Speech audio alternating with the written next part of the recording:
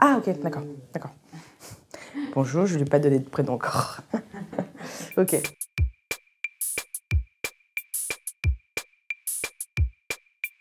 Bonjour, je m'appelle Pauline, je suis diabétique de type 1. Je vais fêter mes 10 ans, c'était en 2011. Je suis journaliste culinaire et j'accompagne aussi les diabétiques et les familles de diabétiques sur mon profil Sugar Palace Paris.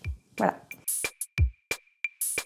Eh ben, je l'ai découvert au restaurant, d'une manière assez classique, j'ai envie de dire. Je mangeais beaucoup, je perdais du poids, je trouvais ça génial. Et j'ai fait une prise de sang, surtout parce que je me sentais très fatiguée. J'étais au restaurant, je mangeais mon deuxième dessert.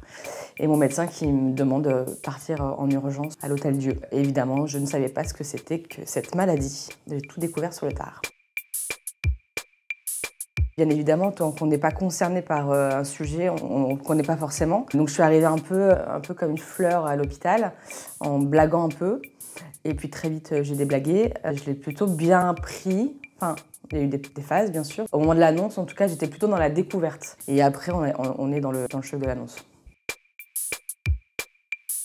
J'étais justement à l'hôpital et la seule condition pour sortir, c'était de pouvoir me piquer toute seule. Et j'étais avec une dame qui devait aussi apprendre à se piquer, qui n'arrivait pas du tout à le faire, qui était paniquée par les aiguilles. Et du coup, j'ai pris vachement sur moi pour lui montrer comment faire, pour l'aider en fait. Et du coup, ça m'a forcément lancée. Donc ma première injection était plutôt pour montrer à ma collègue de chambre que ça allait bien se passer.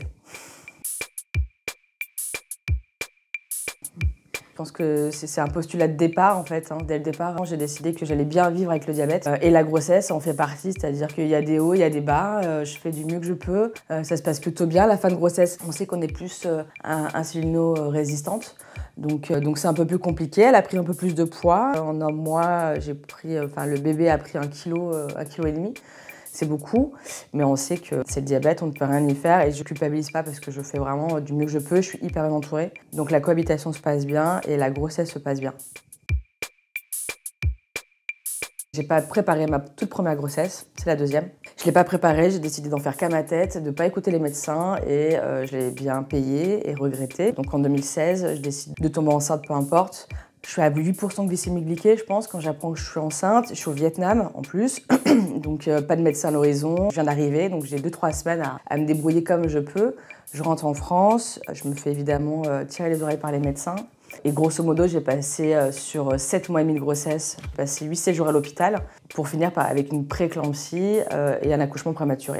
Donc c'est une anecdote pas forcément très souriante, mais qui s'est très bien terminée. D'où l'importance, c'est vraiment ce que je martèle ces derniers temps, de vraiment le préparer et de faire attention. Mais ça va. On nous demande 3 mois avant d'avoir une glycémie la plus proche d'une personne non diabétique.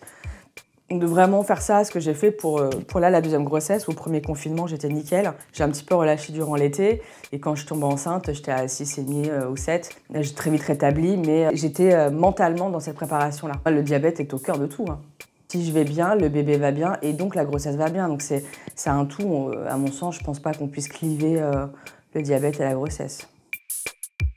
Ce qui serait génial, c'est que l'insuline puisse s'autoréguler.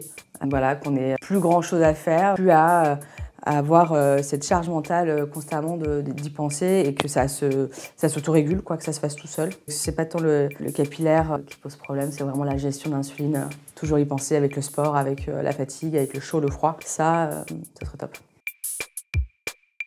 Tu peux tout faire. J'ai cru à un moment donné que je pouvais, par exemple, faire un trek, des trucs qui me venaient pas forcément à l'esprit, mais partir 15 jours dans la montagne. Au début, c'est là, mais je pourrais plus jamais faire ça, alors que je n'avais même pas du tout l'envie 3 mois avant. Mais puis, à ceux qui le découvrent, c'est d'en parler. C'est vraiment être le plus inclusif possible, parce que je me rends compte que ceux qui le vivent mal, ce sont ceux qui se renferment sur eux, qui en parlent pas du tout, qui en font un vrai sujet presque tabou. Et je pense que la clé de la liberté et de bien vivre, c'est justement de pouvoir en parler. Il y a rien de, c'est pas un fardeau, quoi.